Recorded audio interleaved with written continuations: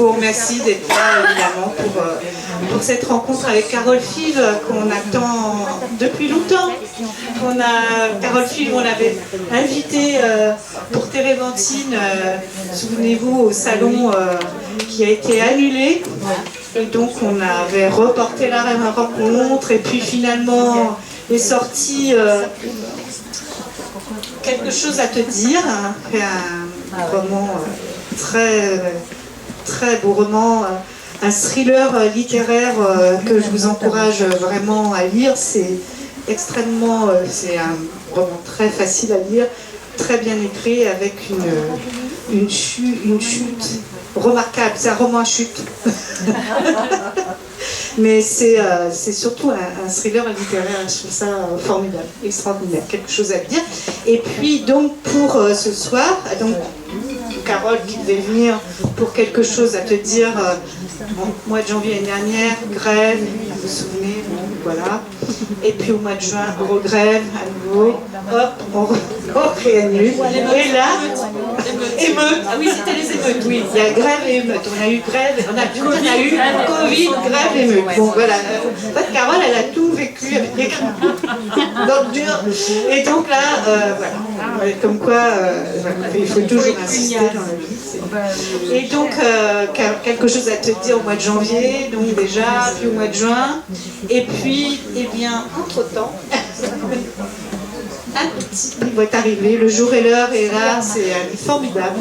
Je trouve que, surtout sur un sujet qui est quand même pas facile.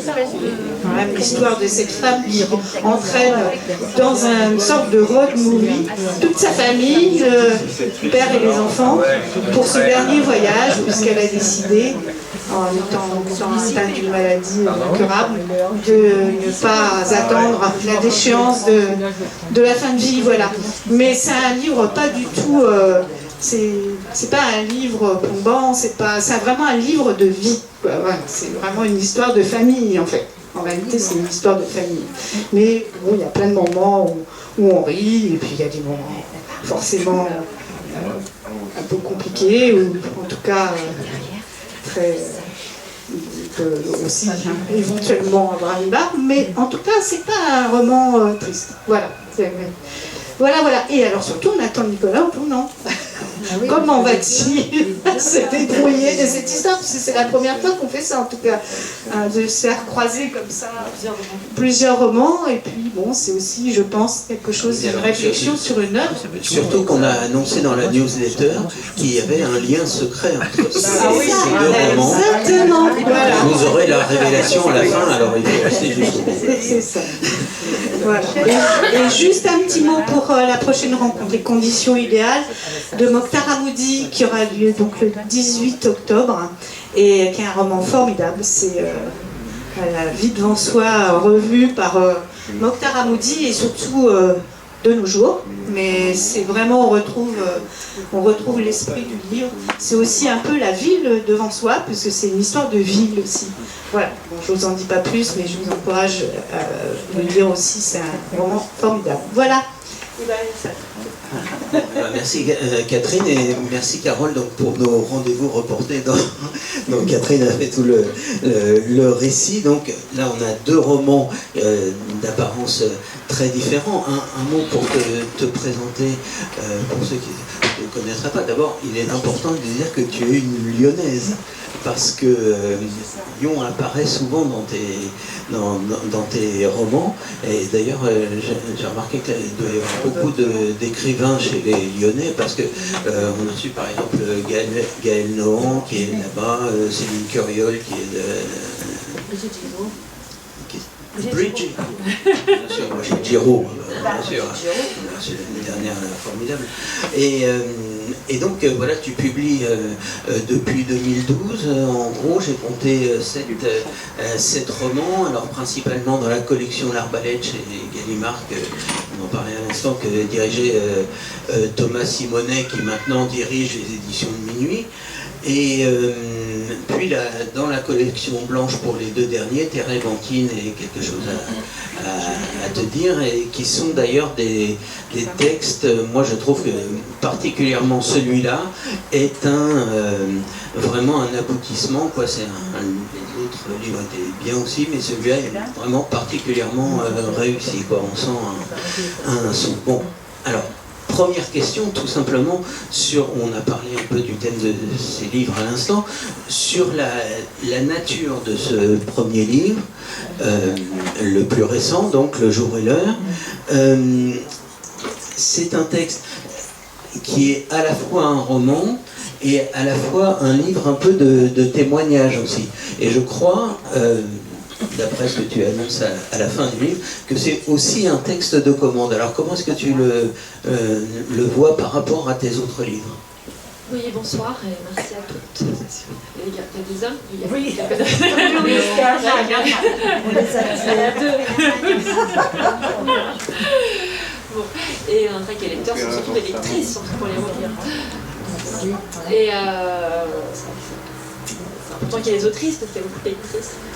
Et donc, effectivement, c'est un texte que j'avais écrit en 2017 parce que c'est des amis à moi qui ont eu cette démarche. Donc, Edith, une amie qui avait 64 ans à l'époque, qui était atteinte effectivement d'une maladie dégénérative depuis 1 an et qui a pris comme ça cette décision de partir en Suisse. Faire une mort volontaire assistée, comme on l'appelle là-bas. Les mots sont importants, on parle pas d'euthanasie, là-bas on parle parce qu'en Suisse on se donne la mort à soi-même. Donc et j'étais très surprise de cette démarche parce que quand elle me l'a annoncé, et quand elle l'a annoncé à ses enfants, elle était encore apparemment en pleine forme, même si elle nous disait souffrir et qu'on voyait qu'elle avait les mains et les gants, que le moindre geste lui faisait mal, elle était apparemment encore en très très bonne forme.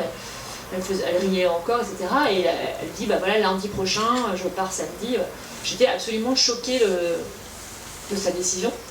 Et pendant le week-end où ils sont partis en Suisse, elle et son mari et ses 4 enfants, qui avaient tous la quarantaine et qui étaient tous médecins, c'est une famille de médecins, comme le mari d'Edith, j'ai passé un week-end incroyable à me dire, mais c'est pas possible, mais qu'est-ce que c'est que ce bazar, quoi, mais pourquoi il part, mais pourquoi ne pas attendre encore? Pourquoi partir comme ça? Donc je ne comprenais pas parce que tout simplement elle avait caché sa maladie depuis 1 an.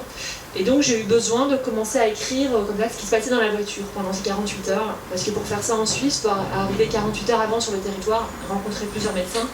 C'est très très codifié et très cadré. Et donc j'ai eu envie d'imaginer ce qui se passait dans la voiture et j'ai commencé à écrire ce week-end.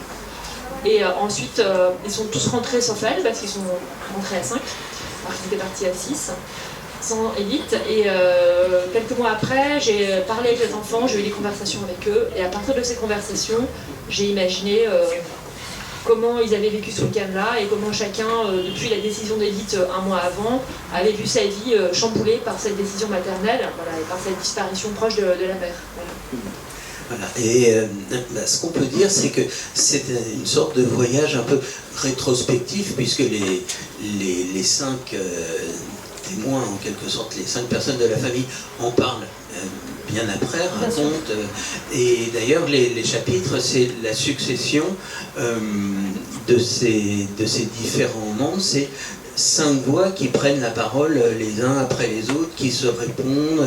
Il y a comme parfois un peu des harmonies, il y a aussi des grincements. Parfois, ils ne sont pas toujours sur la même longueur d'onde. Mais ce qui est très frappant, c'est qu'effectivement, dans ce voyage, se reconstitue toute la famille, parce qu'ils n'ont pas amené leur conjoint et tout ça, telle qu'elle était quand ils étaient enfants. Alors, la première question que je me suis posée, c'est, mais finalement, qu'est-ce que c'est qu'une famille? Parce qu'ils sont tous vraiment très différents. Il y en a même une qui est le canard boiteux de la famille, puisqu'elle c'est plutôt une artiste, elle n'est pas médecin du tout. Et même pour ce qui concerne la médecine, ils l'exercent chacun d'une façon assez différente. Alors, quel est ce lien, cette famille qui se retrouve et où chacun retrouve sa place d'enfant? Oui, c'est exactement ça. Ils retrouvent tous, à l'occasion de ce voyage familial décidé par les parents, leur place d'enfant. Donc même s'ils sont tous quadras et qu'ils ont tous des enfants eux-mêmes et qu'ils ont tous des responsabilités professionnelles, donc 3 des enfants sur 4 sont médecins. Alors pour l'un généraliste comme le père, et il y a une gynécologue et puis une médecin qui a exercé en prison et qui exerce après auprès des migrants. Enfin, voilà, médecine générale aussi, mais qui est très engagée dans l'humanitaire. Et donc, ils vont tous en fait se retrouver dans cette configuration très enfantine. Et ils ne sont pas tous d'accord avec la décision de leur mère, et pour autant, ils ont tous accepté de la suivre dans ce dernier voyage, parce que, dit l'aîné Audrey, on ne peut pas refuser à quelqu'un d'être libre. Et c'est pour moi, même s'ils ont tous des désaccords, c'est quand même une famille qui est très engagée, c'est leur point commun à tous, c'est quand même une famille pour laquelle la liberté est importante. C'est une famille de justes en fait, avec des valeurs absolument... Enfin, moi c'est une famille qui m'aime beaucoup, que j'admire beaucoup, des gens que je connais. Et c'était aussi pour moi, la mort d'Edith était une mort qui lui ressemble, à ce qu'a été sa vie. Et les enfants, même si la fille est née dans une relation très critique par rapport à sa mère et une certaine colère de lui imposer ce voyage en Suisse alors qu'elle-même traverse déjà des emmerdes bien possibles dans sa vie personnelle et professionnelle, et que tous les enfants se trouvent dépourvus parce qu'on n'est jamais préparé à un tel voyage. Ça vient toujours nous prendre d'un moment de notre vie où on est avec des problèmes affectifs, avec des problèmes d'enfants, avec des problèmes de travail, voilà, on n'a jamais le temps Et pour autant, depuis un mois, chacun sait que sa mère a décidé ça, et chacun va vivre... Moi, c'est vraiment ce qui m'a intéressé, c'est comment on vivait ce décompte du temps, ce compte à rebours, à partir du moment où on sait que notre mère va mourir dans un mois. C'est quand même une situation qui est hyper inédite dans l'histoire de l'humanité, c'est-à-dire que jamais on a su... en Suisse, ça a toujours existé, mais bon, c'est quand même pratiqué depuis pas si longtemps que ça. Et en Belgique, pareil, mais c'est quand même assez nouveau de connaître le jour et l'heure de sa mort. Ou de celle d'un proche. Donc qu'est-ce que ça crée dans nos vies? C'est une nouvelle façon de mourir en fait, des nouveaux rituels, je sais pas comment on peut appeler ça. Et moi ça m'a fasciné de voir ça chez des amis, de le voir à la fois chez la mère qui était une très très grande amie lyonnaise, et c'est une des femmes qui m'a amenée à Lyon, parce que au début quand je me suis installée à Lyon, on m'a prêté son appartement, c'est vraiment la famille qui m'a amenée à Lyon. Et ses enfants, que je connais aussi très bien, parce que j'étais très amie avec la petite qui était artiste, parce que n'étant pas du tout médecin moi-même, je connaissais plutôt le canard boiteux. Et donc, j'étais très amie avec les autres aussi, et ça m'a vraiment impressionnée de voir comment chacun réagissait très différemment, les discussions qui ont précédé... Enfin, j'ai commencé à écrire sans penser à aucun moment en faire un roman. Et j'ai écrit ça en 2017, puisqu'elle est partie en 2017, et j'ai mis 6 ou 7 ans. L'année dernière, j'ai entendu qu'il y avait ce projet de loi sur la fin de vie en France, tout ce qui s'est passé là au printemps avec le citoyen, oui voilà, exactement. Et je me suis dit mais c'est pas possible, c'est des voix, tous ces médecins qui sont résistants, ces 800 000 médecins qui aujourd'hui résistent, qui disent non, on ne veut pas tuer nos patients, on n'est pas... Je disais mais oui, je comprends, c'est ce qu'ils veulent dire, mais pourtant c'est tous des médecins, qu'est-ce qui s'est passé? Et j'ai eu besoin de comprendre comment on pouvait... il me semblait qu'il y avait des choses que la littérature là pouvait apporter au débat, parce que je pense que quand on écrit un roman, bah voilà, on a le temps, on a la nuance, on a le temps d'explorer les psychologies de chacun, et ça me semblait important. Là, on a quand même 4 médecins qui s'expliquent sur comment ils voient la décision d'Edith, parce que par exemple le mari d'Edith n'est pas du tout prêt, il est généraliste depuis 40 ans, mais il n'est pas du tout prêt à la décision de sa femme, donc il est pris complètement... donc ça m'a vraiment intéressée aussi. Et quand, même si j'avais déjà écrit le texte en partie, mais pensant pas le publier, quand j'ai entendu tout ça, je me suis dit mais il faut que je termine ce texte, il n'y a pas, c'est le moment, il faut qu'il sorte, parce qu'il y a des voix qui sont importantes et que j'aimerais faire entendre. Voilà. Alors, est-ce qu'on peut tout de suite faire une petite lecture qui va nous montrer le tout début du voyage, si tu plaisir. Jusqu'ici par exemple, et j'aurais 2-3 questions à poser sur ce début. Alors, ce premier chapitre, c'est Audrey qui parle. La veille, j'étais de garde. Vers 22h, on m'a appelé pour une urgence. Un accouchement compliqué. La mère avait fait une grosse hémorragie. On avait réussi à sauver le bébé et je venais de la transférer en réa dans un autre hôpital. J'étais encore totalement là-dedans. Dans toi et ton bébé, je vous en supplie, vous restez en vie. Il faut toujours un certain temps après pour redescendre. C'est très addictif les urgences gynécologiques. Les urgences en général. On voudrait continuer à sauver le reste du monde en mode super-héros, mais on reste là, les bras ballants. Il n'y a plus personne à sauver. Alors je suis sortie me faire une clope sur le parking. Ma garde venait de se terminer. Il devait être 2 h du matin quand j'ai vu arriver le directeur de l'hôpital. Je lui ai demandé ce qu'il faisait là, en pleine nuit. Il m'a dit « Je viens renflouer les stocks de sang, au cas où il y ait d'autres interventions. » Quand j'ai revu le directeur, quelques semaines plus tard, il m'a dit « Mais comment, Audrey? Cette nuit-là, c'était la veille de votre départ pour la Suisse, vous m'avez rien dit. » Mais qu'est-ce que j'aurais bien pu lui dire? J'étais allée voir la DRH et je lui avais expliqué que les semaines suivantes, je ne serais peut-être plus en état de travailler.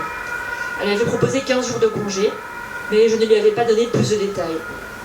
Ensuite, j'ai dû dormir 2 ou 3 heures. Ça ne me dérange pas, j'ai pris cette habitude de dormir très peu. On s'est tous retrouvés à la gare de la Part-Dieu, vers 7-8 heures. Maman avait son rendez-vous en début d'après-midi, elle n'avait qu'une peur, le rater. Le GPS annonçait 5 heures de route. On est parti avec la Peugeot à 7 places, papa et maman devant, et nous, les 4 enfants, derrière, comme à la belle époque. Il ne manquait que les Scooby-Doo et les cartes paninées. Papa a toujours eu une conduite assez brusque, mais alors là, on aurait dit qu'il faisait exprès. De la banquette arrière, je voyais maman à l'avant. Elle ne disait rien, mais à chaque fois que papa freinait ou accélérait, son visage se crispait. J'en avais mal pour elle. À un moment, il y a eu une énorme secousse. C'est sorti tout seul. Je n'ai pas pu me retenir, mais c'est pas vrai. Il va tous nous tuer, ce con. Merci. Alors, il y a beaucoup de choses qui m'intriguent et qui sont aussi amusantes dans ce début, parce que, évidemment, les personnages interviennent chacun comme pour eux-mêmes, en quelque sorte, comme des témoins, et ils n'ont pas tous la même version du... Et par exemple, je vais vous citer cette scène, mais vue par le père. Alors c'est très drôle, on le voit quelques chapitres après, quelques pages après, il dit « J'adore conduire, et je crois pouvoir dire, sans me vanter, que je suis un excellent conducteur. C'est pour moi une sorte de seconde nature, je conduis de façon très intuitive. » Ça, c'est le côté un peu amusant, parce qu'il y a aussi de l'humour dans ce livre, des choses plus légères. Et alors, il y a des choses qui m'ont intrigué. Par exemple, donc c'est un voyage, donc il est question de passer à quelque chose d'autre, mais aussi de conduire, ce que fait le père, et de se conduire aussi, comment se conduire pendant ce voyage. Et j'ai noté qu'ils avaient une voiture dont tu précises qu'elle a 7 places. Or, ils sont 6, ils vont revenir à 5. Et pourquoi préciser que c'est une voiture à 7 places? Je me suis demandé si cette 7e place, finalement, c'était pas la place de la mort qu'il transportait avec eux, quoi. Dans mon idée, c'était ma place à moi, la place de l'écrivain. La mort. La place de la mort était déjà prise. Et d'autre part, ils prennent, ça on verra ça plus tard, avec un personnage qui s'appelle Théo, c'est le fils qui est dans la médecine aussi, et qui lui est assez sage par rapport à ses sœurs. Il aime soigner, il aime reconstruire, il n'est pas tellement du côté de la mort, et ils se donnent tous rendez-vous à la gare de la Part-Dieu. Alors je me suis dit, la Part-Dieu, Théo, est-ce qu'il y a un lien peut-être entre les deux, parce que lui n'est pas du tout familier, disons, avec la mort. Il n'en parle jamais à ses patients, par exemple. Oui, non, déjà c'est une famille très anticléricale, ils sont tous très anti-religieux, ils ont été élevés là-dedans. Et jusqu'à la fin, on a mis une chanson de Brel au moment de mourir qui est complètement vraiment sur les curés, je sais plus. Et Grand Jacques. Voilà. Et elle est totalement, ils sont tous comme ça. Mais effectivement, dans leur pratique, le fils comme le père, qui sont tous les deux généralistes, n'ont jamais parlé de la mort avec aucun de leurs patients. Et pour le père, en 40 ans de médecine générale, ça pose quand même problème. C'est-à-dire qu'à chaque fois qu'un patient lui dit, par exemple, docteur, donnez-moi le bouillon de 11 heures, j'en veux plus, j'en peux plus. Il évacue, non, on va vous donner tel traitement. Voilà, comme peuvent le faire parfois des médecins qui ont du mal à annoncer aux gens, en tout cas beaucoup de médecins qui ont du mal à annoncer le mot mort, parce qu'effectivement, quand on est médecin, on est formé pour la mort, c'est un échec, c'est celle qu'on recule le plus loin possible.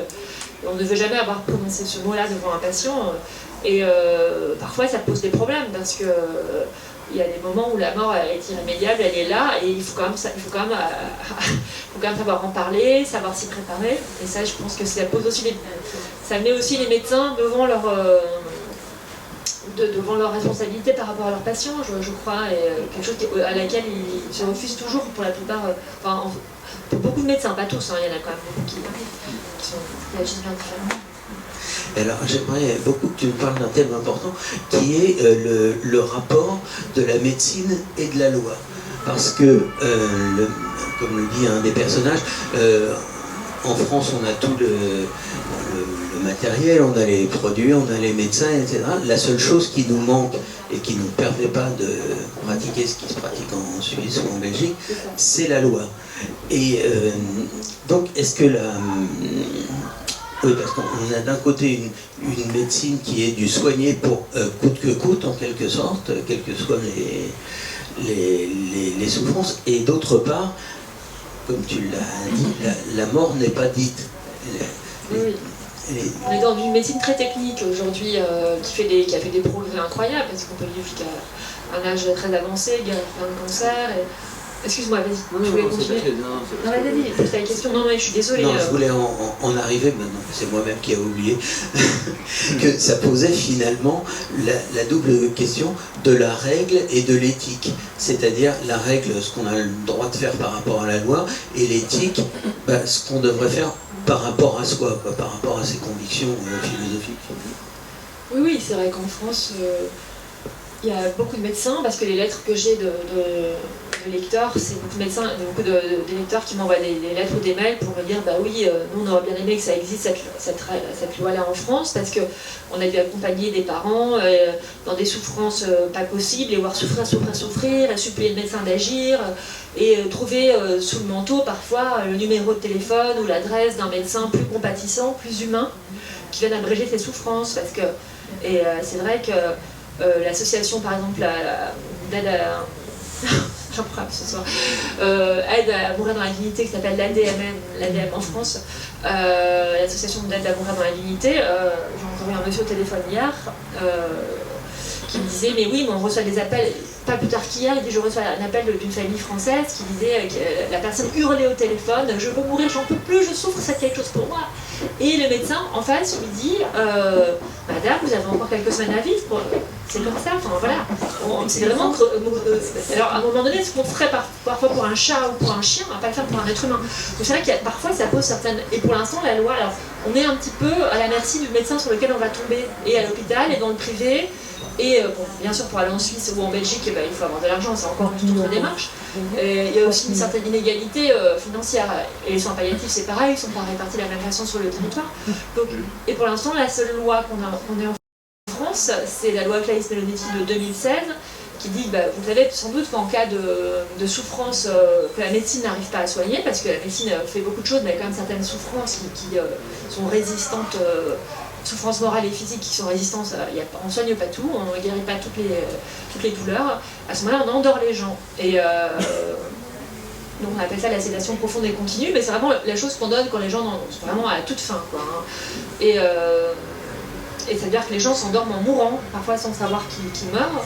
Et d'ailleurs, je rapporte l'anecdote, à un moment donné, dans un hôpital, en soins palliatifs, que rapporte une des médecins de la famille, qu'un monsieur est en train de mourir, d'agoniser à l'hôpital, et que personne ne lui dit dans l'hôpital, les gens, à ce moment-là, le personnel soignant s'éloigne de lui, et on le laisse un peu mourir. Et c'est la jeune stagiaire qui arrive et qui dit mais monsieur, vous êtes en train de mourir. Et il a le temps d'appeler sa famille, etc. Parce que c'est vrai que souvent, en France encore aujourd'hui, malgré l'avancée technique, malgré tout, on meurt souvent seul, à l'hôpital, sans savoir qu'on meurt, et du coup sans que la famille soit là au moment parce qu'on sait pas.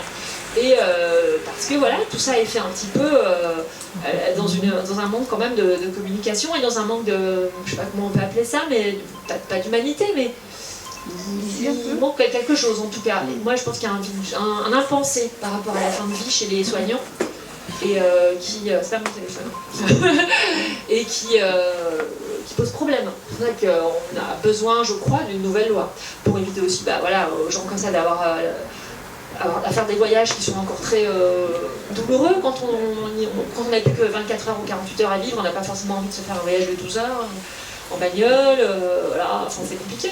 Donc, Et tu soulèves aussi, enfin c'est des choses très connues, mais c'est quand même l'aspect un peu philosophique de ce que tu dis.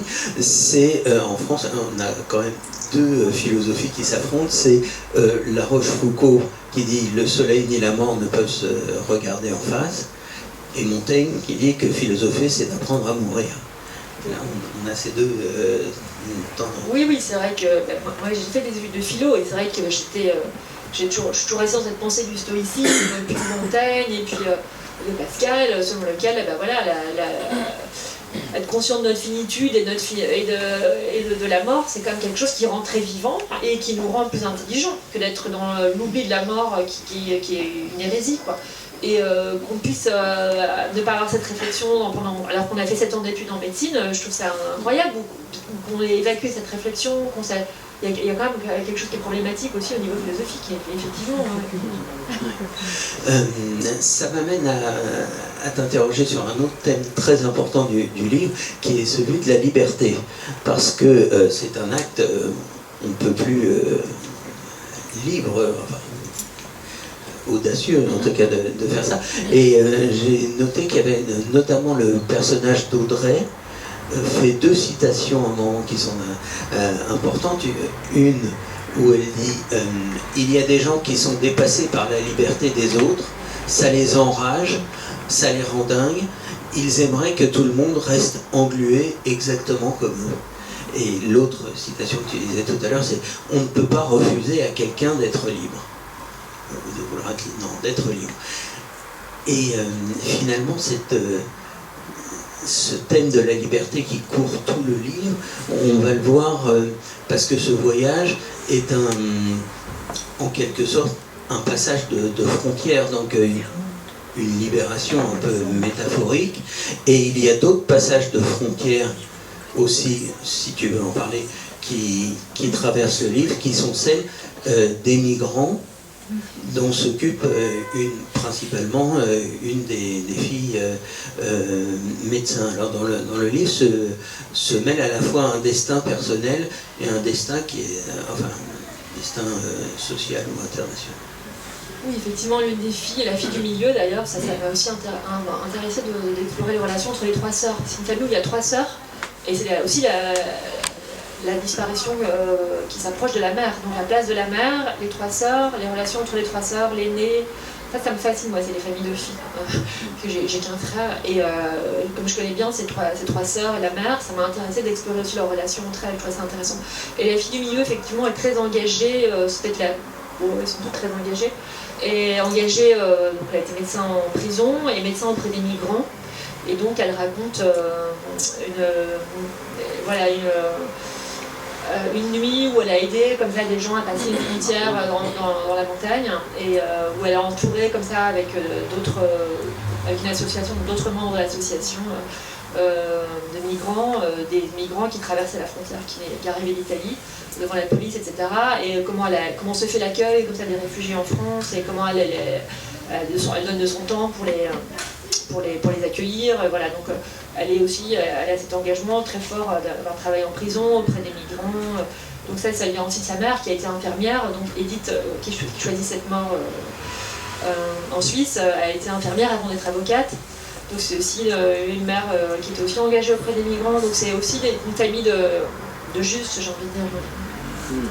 Mais ce que nous dit aussi Audrey, à travers notamment la première citation, c'est que pour ce qui concerne sa mère, pour des gens qui font cette démarche, il y a des gens pour lesquels ce qu'elle fait est insupportable, parce que eux, leurs convictions, disons, peut-être morales ou religieuses, va contre, et finalement ils préféreraient que les gens souffrent le martyre jusqu'à la fin de leur vie, plutôt que de pouvoir décider de l'arrêter.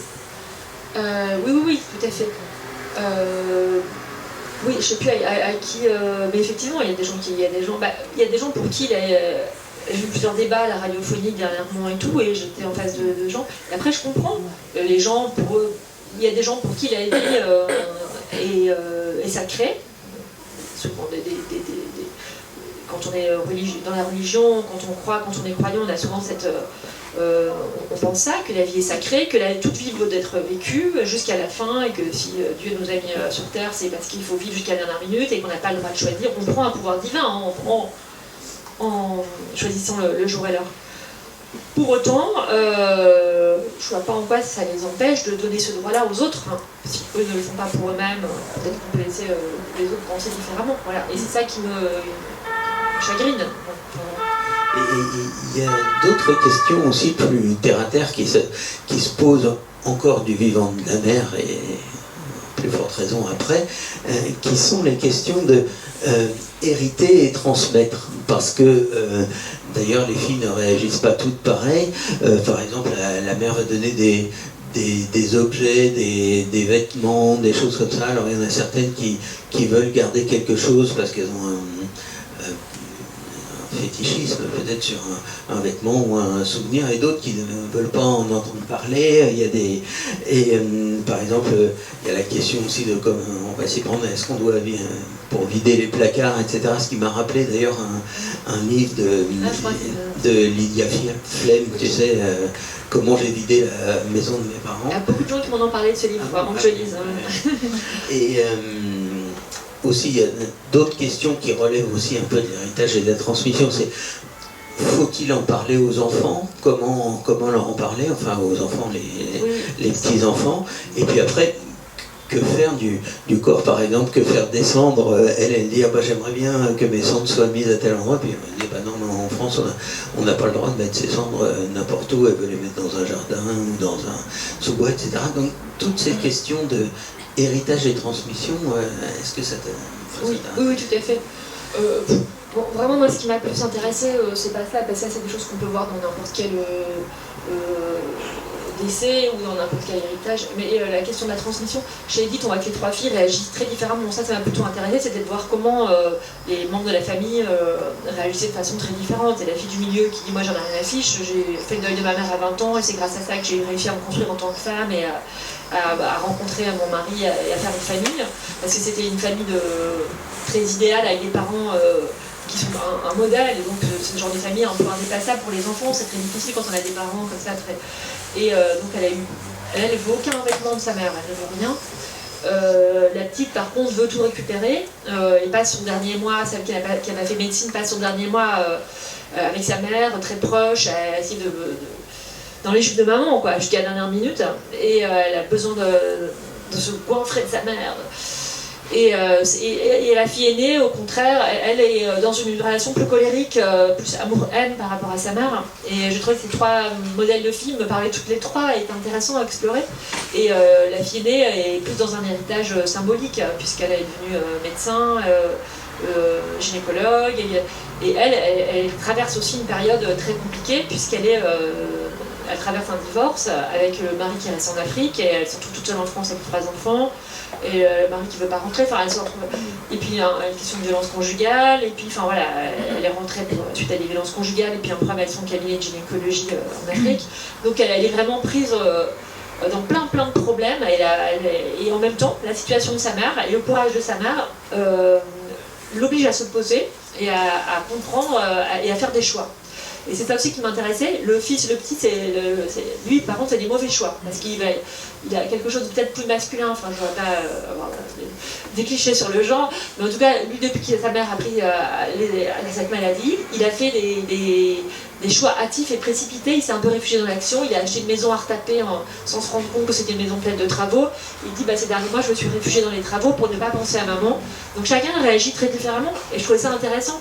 Après, quelle que soit la façon de mourir, c'est vrai qu'on est tous, lors de la mort de nos parents, mais tous, c'est comme dans notre vie, si on a la chance qu'ils meurent assez âgés, c'est vrai que c'est un révélateur de notre existence, et puis on se dit aussi, on est peut-être les prochains sur la liste, et ça met un certain, je sais pas comment on dit, une limite, enfin quelque chose qui va nous permettre de voir où on en est. Enfin, c'est intéressant, et en même temps, c'est pour chacun des enfants là, parce que ce qui m'a intéressé, c'était plutôt de voir comment ils vivaient ce compte à rebours. Voilà, c'est ça qui m'intéressait surtout. Il y a d'ailleurs une trouvaille géniale à propos de ces histoires de ce qu'on va garder, ce qu'on va transmettre, etc. C'est qu'il y a une des filles qui, elle, l'idée d'acheter un Polaroid pour faire des dernières photos avec sa mère et toute la famille réunie. Pourquoi un Polaroid? Parce que la photo sort tout de suite, et comme ça, sa mère pourra voir la photo. Alors déjà, c'est une très belle idée, mais la scène est géniale parce qu'elle se mélange complètement dans le maniement de son Polaroid, et puis alors... elle vient juste de l'acheter sur le bon coin, et voilà. puis, elle ne sait pas comment il marche. Elle prend des bouts de menton. Ouais, elle aurait des petits bouts pour sa mère. Il y a cette question du temps que tu viens d'aborder là qui m'intéresse aussi, c'est donc cette histoire de compte à rebours d'abord, et aussi un personnage qui dit mais le temps ne défile pas de la même façon, c'est-à-dire au bout d'un mois tout s'accélère et le temps n'est plus le même, et il dit d'ailleurs, c'est Théo là, le fils, tu te crois dans les rapides quand tu réalises que tu es déjà dans la chute. Il y a quelque chose qui s'emballe, qui échappe, et qui peut-être est d'ailleurs en partie à l'origine d'une crise de panique que fait à un moment, une crise d'angoisse que fait une des filles pendant ce voyage. Alors, j'aurais encore une question sur le temps, mais déjà ça, est-ce que tu veux... Eh ben, effectivement, c'est effectivement quand on a ce temps qui est compté, c'est très angoissant. Et à la fois, qu'est-ce qu'on en fait de ce temps? Parce que parfois, on a des proches qui meurent sans qu'on ait eu le temps de se préparer. Ça peut être un accident, ça peut être autre chose. Donc là, c'est une donnée qui m'a intéressée. J'ai trouvé passionnant de voir ce qu'on fait de ce dernier mois, ce qu'on fait de ce temps à partir du moment où il est décompté, et comment chacun s'en est emparé de façon très différente. Et comment, comment il s'accélère en effet, et est-ce qu'on va se rapprocher de sa mère? Est-ce qu'on va vivre comme si, comme la fille du milieu qui va... j'ai oublié le prénom de personnage, que j'ai changé 30 fois. Bon bref, c'est pas Jeanne, c'est plus Audrey, c'est Anna. Comme Anna qui, elle, va vraiment choisir de partir en vacances comme c'était prévu, ne rien changer à son programme jusqu'à la dernière minute. Elle vit, elle arrive juste pour le départ de sa mère à la gare de la Pardieu, mais elle vit le dernier mois sans rien changer à sa vie. Et alors que les autres vont tous quand même prendre en compte ça et vivre des choses assez belles aussi. Parce qu'il y a par exemple la cadette qui va prendre le temps de dire au revoir, de passer du temps avec sa mère, de l'accompagner au musée, de célébrer en fait. Ça peut être aussi ce temps-là, et c'est ce qui m'a intéressée dans cette nouvelle façon de mourir finalement. Qu'est-ce qu'on fait de ce temps-là, comment on l'habite, et je trouve que c'est intéressant de voir ce qu'on peut en faire, et si on ne cède pas à la panique, ou à un moment donné on va forcément y céder peut-être aussi, qu'est-ce qui se passe. Donc sur ce thématique-là, il y avait le livre de Noël Chaplet que j'avais beaucoup aimé, qui s'appelait La dernière leçon, et qui est un peu, qui donnait cette petite...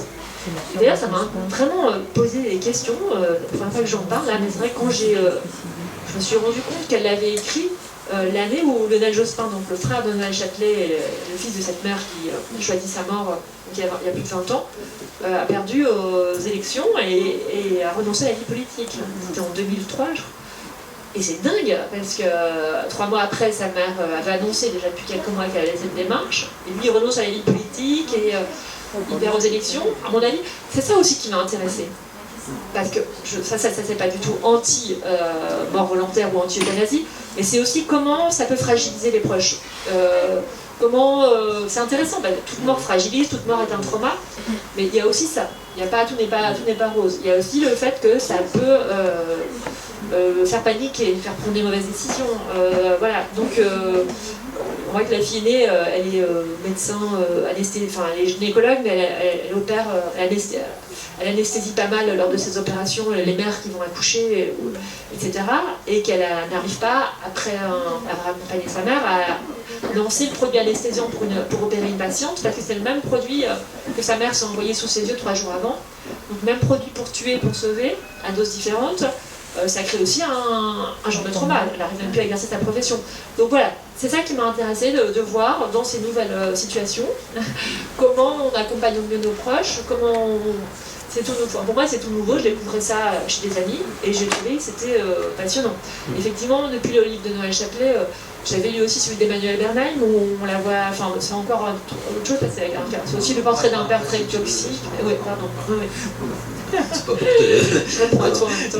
Mais non, effectivement, et alors une chose qui m'a frappé aussi dans ces derniers moments qui passent en famille à Bâle, c'est qu'à un moment, ils ont une soirée, la soirée de la veille, puisqu'on sait que la mère va se donner la mort à 9h du matin le lendemain, ils se livrent tous à une soirée d'ivresse, ils ont rien d'autre, et alors ils tombent, chose qu'ils ne savaient pas en arrivant, parce qu'on leur dit attention, il y a un événement, et eux, leur événement, c'est tout à fait autre chose. Et l'événement qui se passe, c'est qu'en fait, c'est jour de carnaval, c'est un carnaval.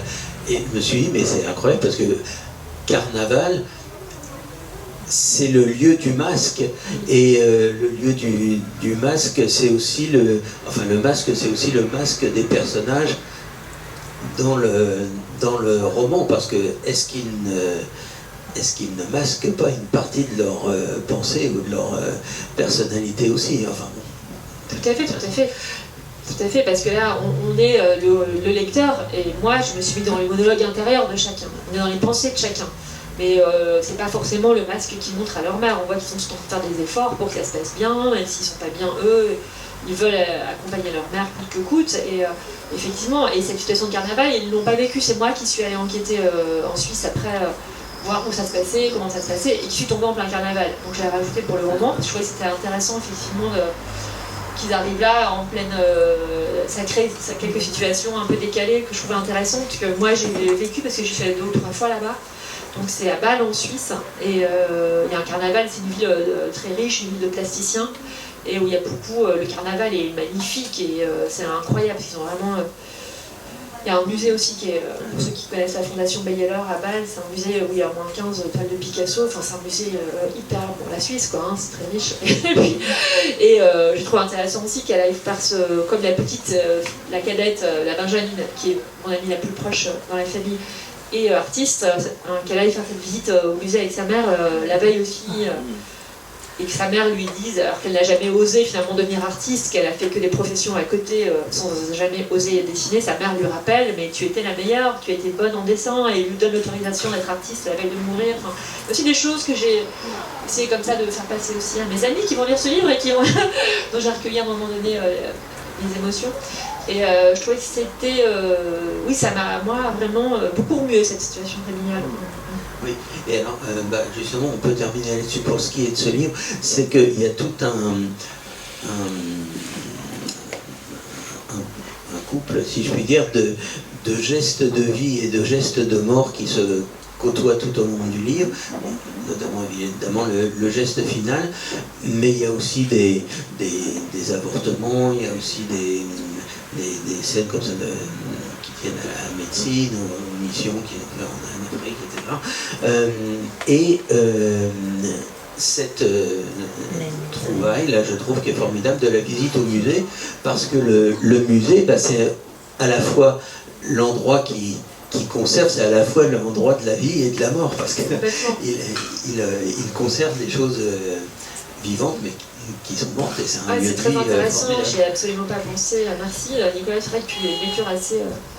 c'est intéressant, c'est vraiment où les lecteurs nous apprennent des choses sur ce qu'on a écrit souvent, et surtout à chaque fois que je parle avec un lecteur, j'apprends quelque chose sur ce que j'ai écrit, parce que des fois on écrit sans forcément avoir conscience de tous les tenants et les aboutissants, et c'est passionnant tout ce que tu dis là sur le musée, et tout ce que tu as dit avant, sur le masque carnaval, c'est quelque chose que j'ai absolument pas dit. Et alors il y a une chose, alors ça je ne sais pas du tout si c'est moi ou si tu avais une intention derrière, je sais pas, à un moment tu parles de fécondation in vitro.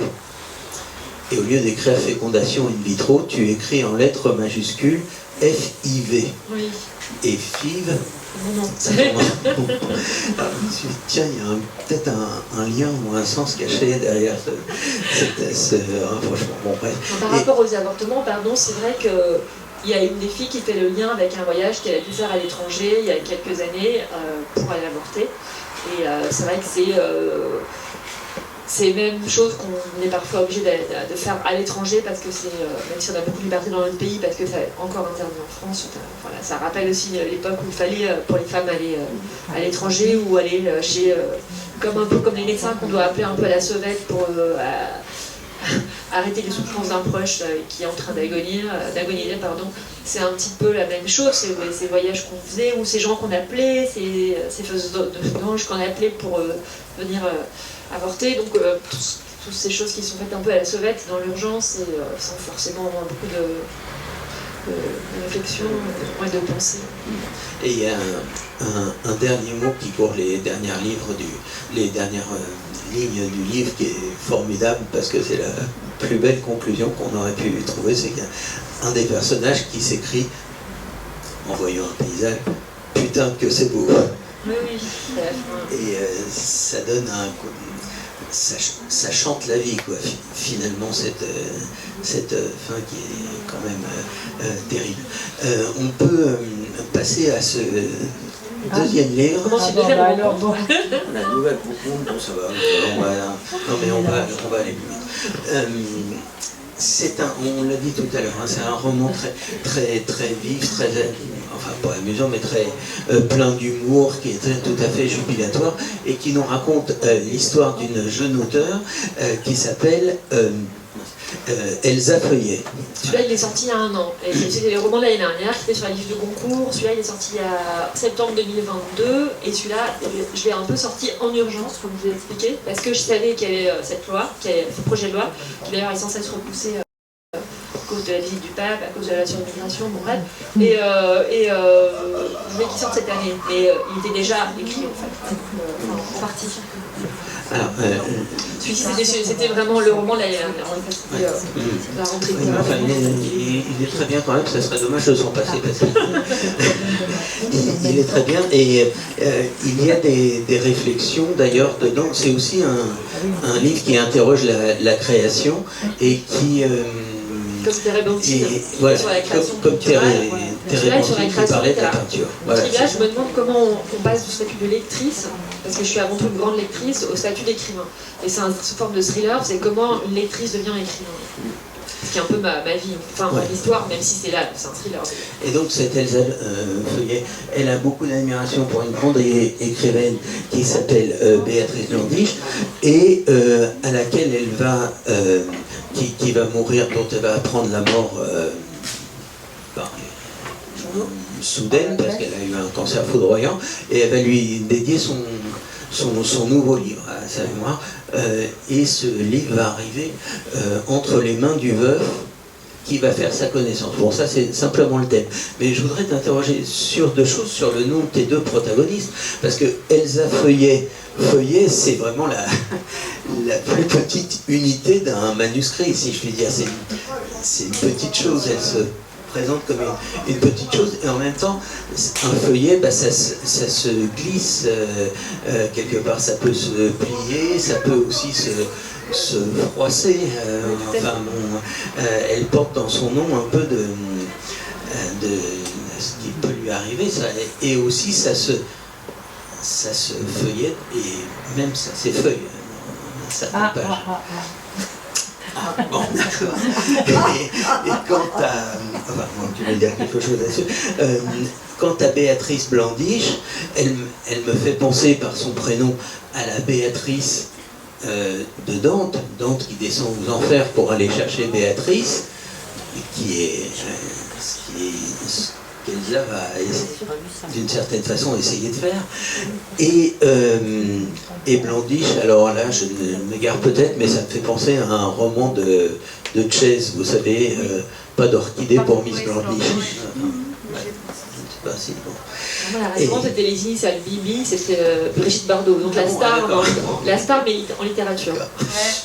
Et alors d'autant plus que Béatrice, je me suis aperçu que c'est Béatus, quoi, c'est celle qui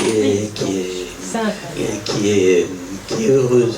Alors peut-être est-ce que tu veux nous dire quelque chose sur ce thème du double et de comment finalement comment elle entre dans la vie de la femme qu'elle admirait.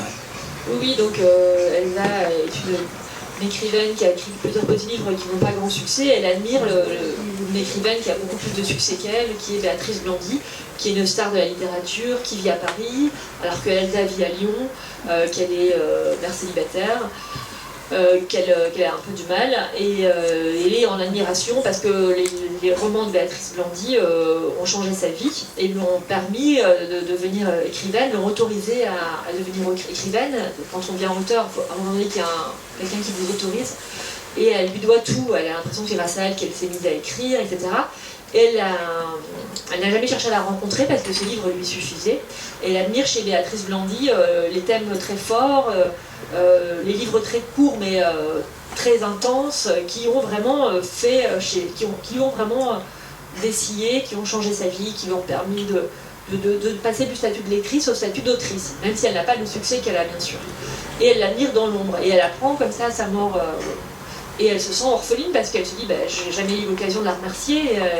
Donc elle lui dédie son nouveau livre et qui va tomber dans les mains du veuf et qui effectivement va l'inviter à Paris à la sortie du confinement. Elle va arriver dans son appartement pour faire le trajet, on la suit de Lyon à Paris, dans son appartement qui est magnifique, qui est près du jardin Rivoli. Ouais, enfin bref, on va voir un super jardin. En tout cas, juste à côté de... Oui, des Tuileries, voilà. Et j'hésite toujours avec cela et le Palais Royal, enfin un des deux. Et son appartement donne sur ce jardin-là, et c'est un hôtel particulier avec des toiles de maître, c'est-à-dire que c'est un appartement plein de... Il y a un Picasso dans la cuisine, il y a et il y a aussi surtout des portraits de Béatrice partout. Béatrice, dont le père est collectionneur d'art, c'est ce qu'elle va apprendre après. Et donc c'est une famille très très très riche, et elle va avoir aussi des photos de Béatrice un peu partout, sa bibliothèque qui va vraiment l'attirer, et l'univers de Béatrice. Elle va avoir l'impression d'entrer dans la fiction dès qu'elle entre dans l'appartement de Béatrice. Et elle va chercher à voir où est son bureau, où elle travaillait. Alors, est-ce qu'on peut dire avant ça qu'il y a une histoire une liaison, une histoire d'amour qui se noue entre le veuf et Elsa, qui petit à petit entre... Alors, bon, je vais donner la référence tout de suite parce que tout le monde va la reconnaître, j'imagine, qui dit à un moment à propos de cette maison où elle découvre les vêtements de Béatrice, où elle se baigne dans sa salle de bain, elle découvre ses produits de beauté, elle découvre sa bibliothèque, etc. Enfin tout son univers, elle est presque encore présente quoi, dans cette maison. Et donc il dit à un moment, j'ai rêvé l'autre nuit que je retournais à Manderley. Et on est tout à fait dans cette atmosphère de Rebecca et aussi de Vertigo, j'ai trouvé, parce que évidemment la tentation est trop forte, elle essaye des vêtements, etc., comme l'héroïne de Vertigo, c'est-à-dire de Sueur froide de Hitchcock. Donc bon, il y a cet aspect cinématographique. Oui, parce que le veuf, dont elle va petit à petit, avec qui elle va commencer à avoir une liaison sans que le lecteur sache jamais si elle est vraiment attirée par cet homme qui est beaucoup plus âgé qu'elle, si c'est parce qu'elle est attirée par l'homme, ou si elle est attirée par l'aura de la grande Béatrice Blandy, et si elle va finalement commencer cette liaison avec lui un peu par désœuvrement, et aussi parce qu'elle est attirée par l'ombre de Béatrice qui plane dans la maison, comme l'ombre de Rebecca à Manderley. Ouais. Donc c'est vrai que et le veuf est un spécialiste de Hitchcock. Donc il va lui faire regarder les films de Hitchcock, et lui, il y a quelques chapitres, décortiquer un petit peu certaines scènes clés de Vertigo, de Rebecca et d'autres films, et elle va commencer à mélanger complètement la réalité et la fiction.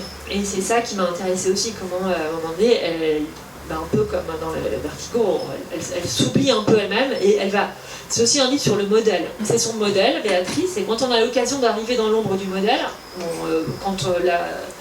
c'est un modèle vraiment pour elle incroyable, elle va essayer de lui ressembler, un peu comme dans Vertigo, pour essayer de plaire aussi au veuf, et parce que ça a toujours été son modèle.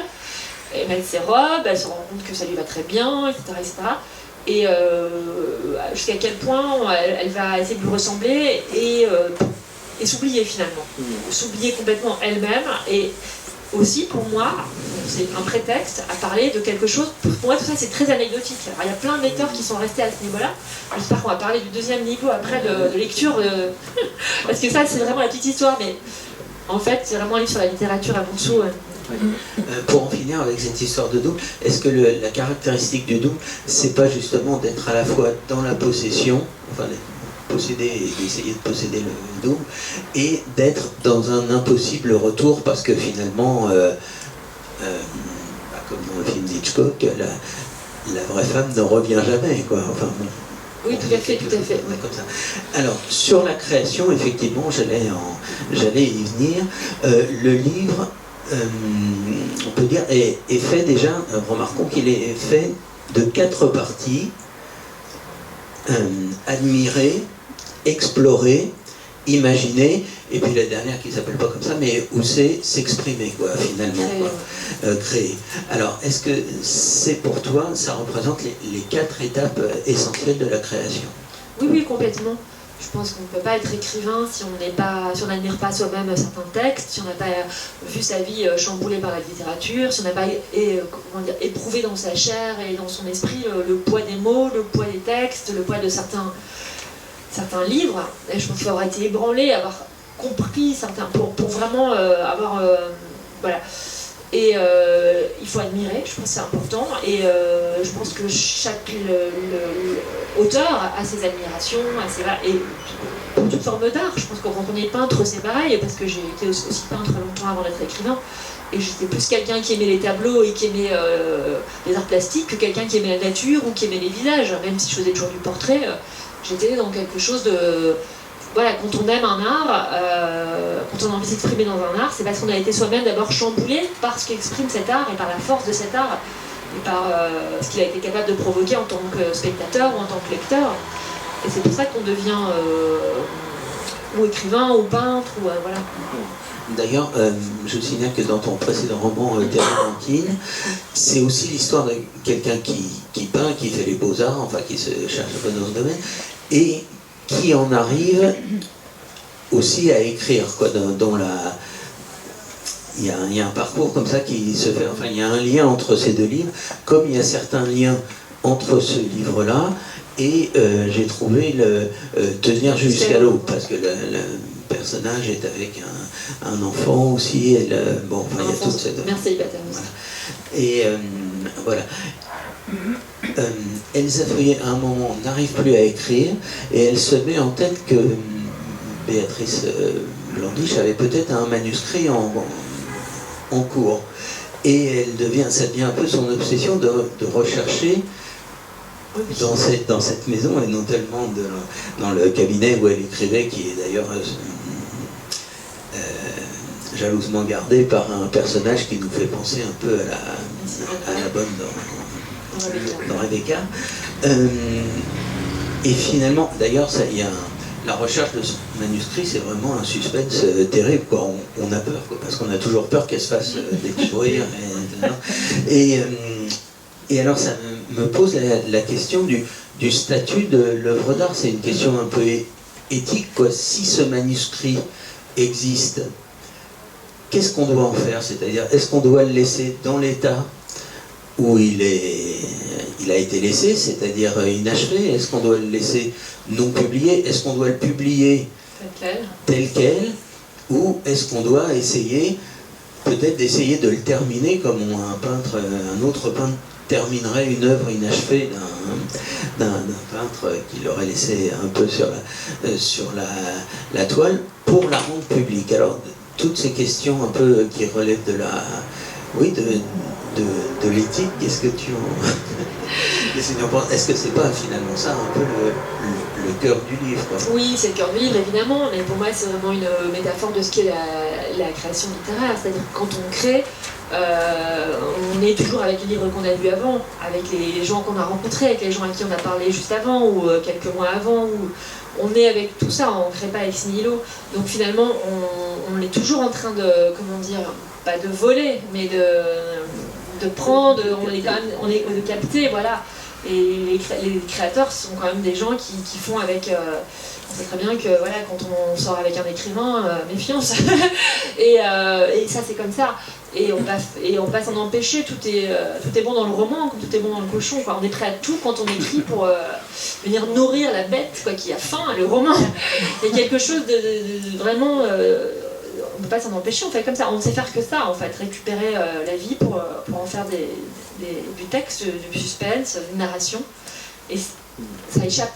Et là, c'est ce qui va se passer effectivement pour Elsa, puisqu'elle va tomber sur ce manuscrit et elle va se poser plein de questions sur... c'est un manuscrit très intéressant, mais totalement inachevé. Et elle seule, en tant que première lectrice, être seule, la première à l'avoir découvert, ce texte, est-ce qu'elle ne peut pas le reprendre et avoir par là même la relation qu'elle n'a jamais eue avec Béatrice? Parce que c'est presque un amour homosexuel, il y a certaines scènes qui sont vraiment... Est-ce qu'elle ne peut pas aussi... C'est un amour au total, hein, et avec une défunte. Est-ce qu'elle ne peut pas avoir la relation qu'elle n'a jamais eue avec elle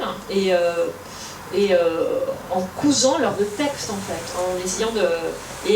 c'est comme une conversation qu'elle va avoir avec elle en reprenant son texte, et pour moi c'est vraiment la métaphore de ce qu'est la littérature, c'est-à-dire que quand moi j'écris, je suis toujours avec Nathalie Sarraute, je suis toujours avec des écrivaines qui m'ont vraiment formée, qui m'ont déformée, enfin voilà, on est toujours avec ces textes-là, on n'est pas seul, et c'est vraiment une métaphore, c'est pour ça que... Merci Nicolas d'avoir l'occasion de m'exprimer à ce sujet. Parce que je me suis dit, mais finalement, qui est le propriétaire du texte? Est-ce que c'est celui qui le possède physiquement, ou est-ce que c'est celui qui est, mais qui va en faire c'est ça. quelque chose? Ou est-ce que c'est le lecteur aussi, voilà. Oui. En fait, c'est une œuvre... je crois que l'art, c'est quelque chose qui se partage avant tout, quoi. Un livre, le lecteur va se l'approprier lui-même. Il y a autant de livres que de lecteurs, je crois, donc... le livre, c'est l'œuvre, en fait, c'est quelque chose qui est ouvert, quoi. D'ailleurs, tu parlais à un moment, là, je le cite maintenant, parce que, d'ailleurs, si tu veux le lire, il y a un moment, tu fais un petit poème énigme, disons, à partir de titres, on ne le dit pas, on va le lire après. Nathalie Sarraute. Elle l'a dit. Ah, pardon. Voilà, parce qu'elle prend des notes pendant Ah oui. On lui parle, et alors c'est... Dans un premier temps, elle trouve des journaux intimes de Béatrice Blandy, et elle va d'abord être très surprise de constater que cette femme qu'elle admirait, qui était très charismatique par rapport à elle, qui venait de cette grande bourgeoisie parisienne, qui était très chic, qui s'exprimait avec aisance sur les plateaux de télé, à la radio, etc., avait dans ses journaux intimes des pensées très noires, très suicidaires. Elle va se rendre compte qu'elle a une enfance qui lui ressemble beaucoup, et finalement c'est presque une sœur. Et que cette attirance dans certains textes de Béatrice Blandy, c'était pas pour rien. Elles ont une proximité qu'elle va éprouver en lisant ses journaux intimes aussi. Et elle va tomber là sur la bibliothèque. Oui, elle va aussi beaucoup explorer la bibliothèque de Béatrice Blandy. Et là, elle poussa un des sofas près de la bibliothèque et en enjamba les coussins colorés. Elle commença à déplacer les livres des rayonnages les plus élevés, les plus inaccessibles. Tout en haut de la 3e étagère, elle découvrit une rangée de livres de Nathalie Sarraute. Et quelques titres, alignés, formaient cet étrange poème. Ouvrez, les fruits d'or, elle est là.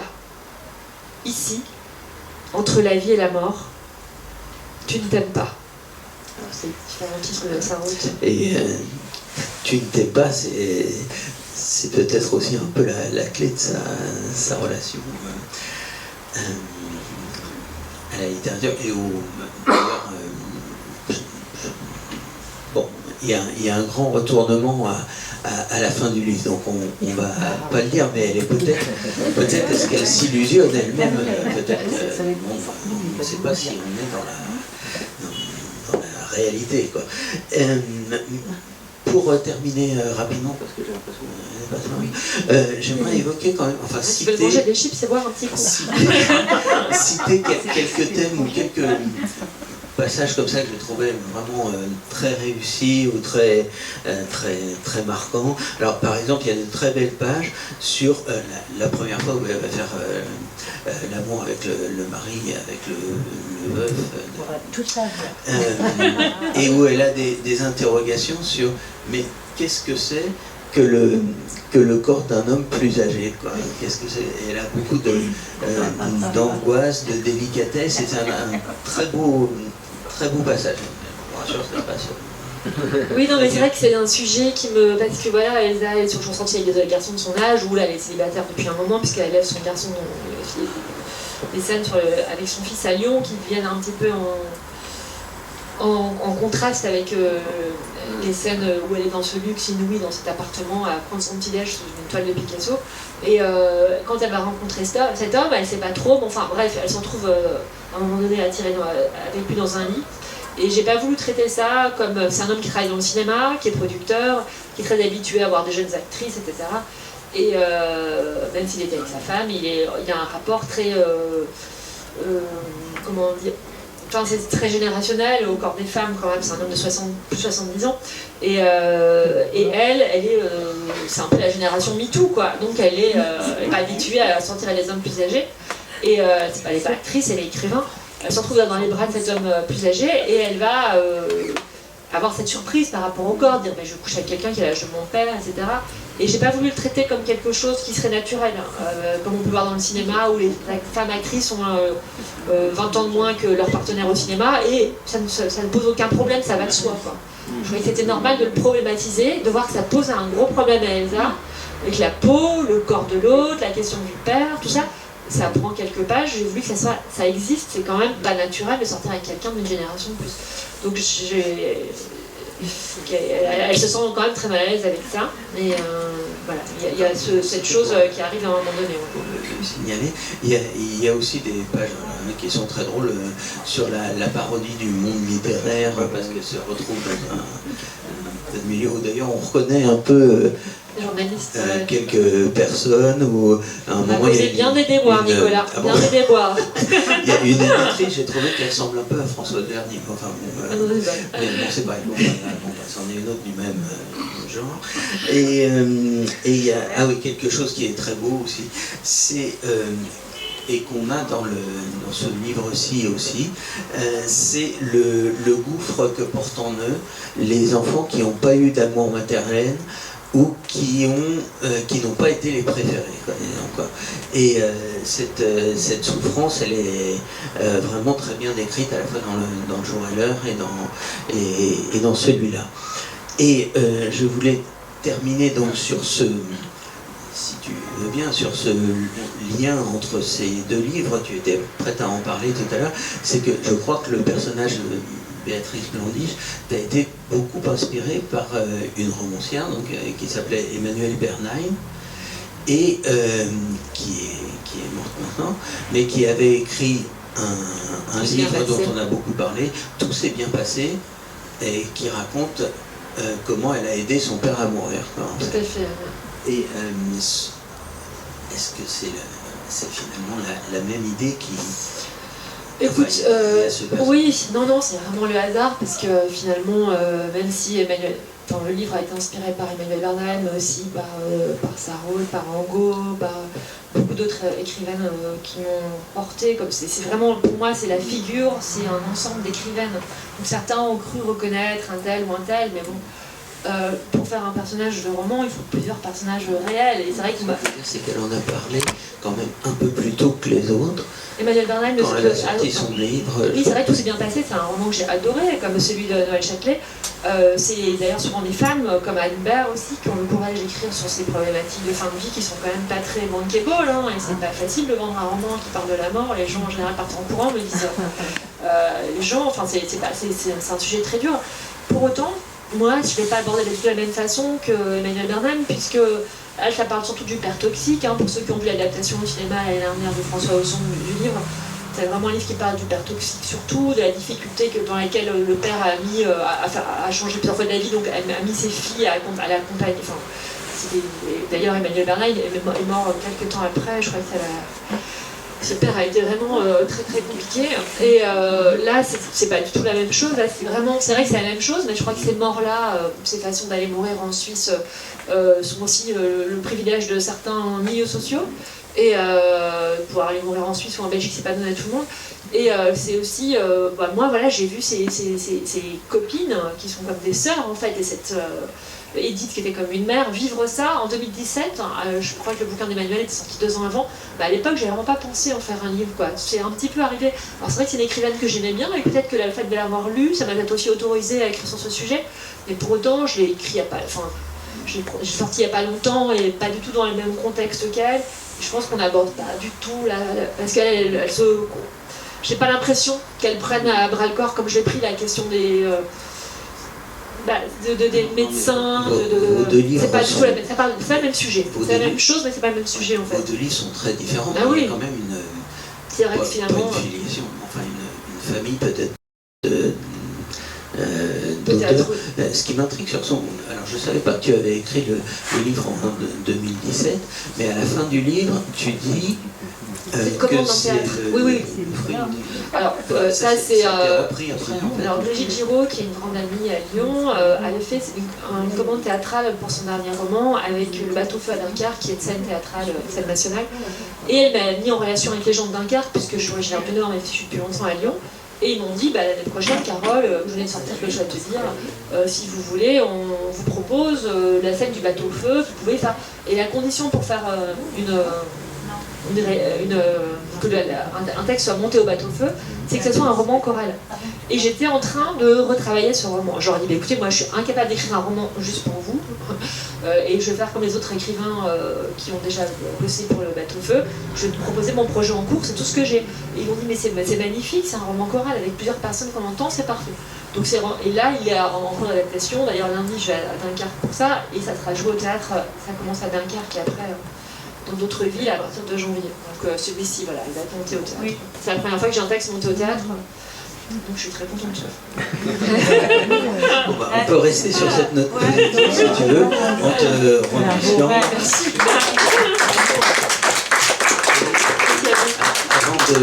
Avant de boire un coup et de signer peut-être quelques livres, est-ce que des gens veulent intervenir ou ont des questions à poser ou quelque chose à dire sur le sujet? Sur l'autre roman, il y a beaucoup de gens qui ont dû tenir jusqu'à l'eau. Je me rends compte dans les signatures, en général, les gens ont fait celui-là.